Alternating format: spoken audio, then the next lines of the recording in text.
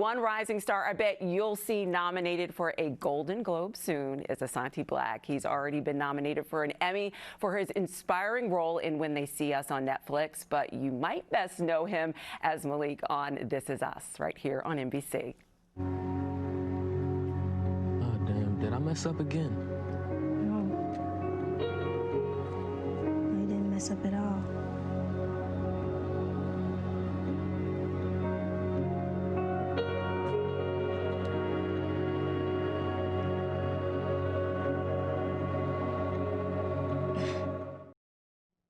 Okay, Asante, wait, you just turned 18. You're on a hit series. You've already been nominated for an Emmy. Yes. Congratulations, first of all. Thank you so much. And I mean, how are you feeling about all this? I'm feeling like I'm just trying to keep up with it all, you know, take life one step at a time. But, you know, it's all a blessing, and I'm all super, super grateful for it because, you know, it's no better time to be working than now, so. Oh, I heard that. And can we go back to that clip for a second?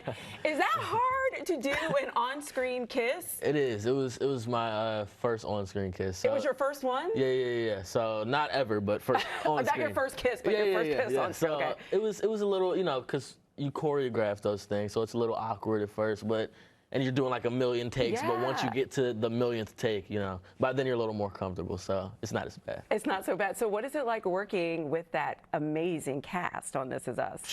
It's incredible. I mean, every time I step on set, it's kind of like a master class. I'm always learning and always taking things in and kind of like just feeding, or it feels like they're feeding my brain with all of this knowledge, and they don't even know they're doing it, right? I'm just watching and kind of picking up so much. So I'm glad I was able to, you know, do this so early in my career so that I can continue to grow and continue to become the best that I can be. Yeah, and what is it like playing a teenage dad on TV? It's crazy.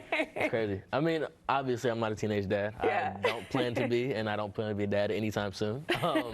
But yeah, I mean, it's, you know, obviously with something like that, you really want to try to get the role right because it's a very sensitive subject for some people, and you know, it's real life. A lot of people are 16-year-old fathers like Malik, and 16-year-old single fathers at that.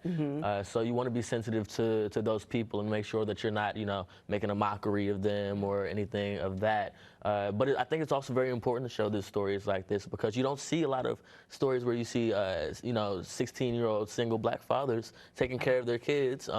And if you do, you know, maybe sometimes the parents are like, oh, I have a grudge against them. But no, his parents are supportive. And yeah, you made a mistake, but now you just got to move on with life and keep going and take the punches and keep rolling as it is. Keep rolling. And talking about important roles, let's talk about When They See Us. Yes. You got the Emmy nomination.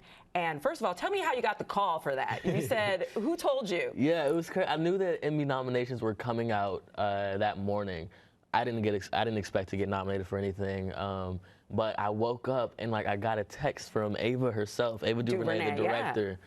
And she said, congrats on the Emmy, the first of many. So I thought she was talking about like for the whole show. I was like, oh, okay, yeah, congrats to us all. But then I look at online, I'm like, wait, is that my name nominated? Like it was a super surreal moment. I was, you know, still woozy from waking up. I didn't even know if I was dreaming or not. It was crazy. Yeah, and what was it like taking on that role? I mean, Central Park 5 exonerated that whole story.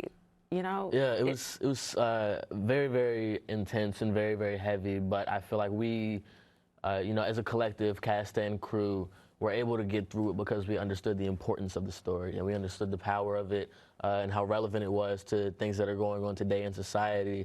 And also how relevant it was still to these men's lives, you know? This is something that happened to them so long ago, but they're still affected to it or affected by it to this day.